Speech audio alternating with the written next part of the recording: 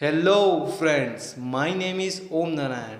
आज हम बात करने वाले हैं भारत के प्राचीन और महत्वपूर्ण नदी गंगा के बारे में। हमारे देश भारत की राष्ट्रीय नदी कहलाने वाली गंगा की उत्पत्ति हिमालय के गौमुख नामक स्थान पर गंगोत्री हिमनद से निकलती है और गंगा के इस उद्गम स्थल की ऊंचाई 3140 मीटर है और इस पावन नदी का संगम यमुना नदी से होती है।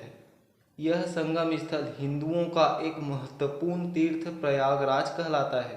अब आपके मन में एक प्रश्न उठ रहा होगा कि इस नदी की सहायक नदी कौन कौन से हैं। तो इस नदी की सहायक नदी सोन नदी, गंडक नदी, सरयू नदी, कोसी नदी, महाकाली नदी, कर्नाली नदी और यमुना नदियों जैसे नदी इनकी सहायक नदी है।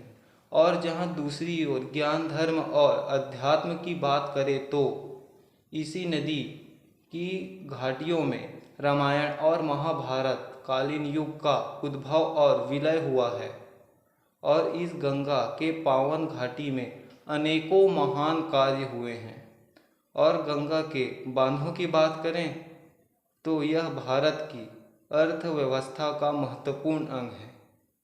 इसमें प्रमुख बांध फरक्का बांध, टिंगरी बांध तथा भीमगोड़ा बांध है।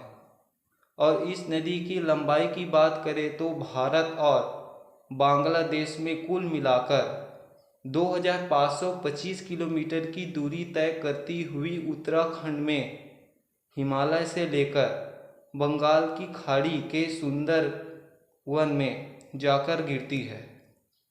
और इस नदी की गहराई की बात करें तो 100 फीट यानी 31 मीटर की गहराई है। अगर वीडियो अच्छा लगा हो तो लाइक, शेयर एंड सब्सक्राइब ज़रूर।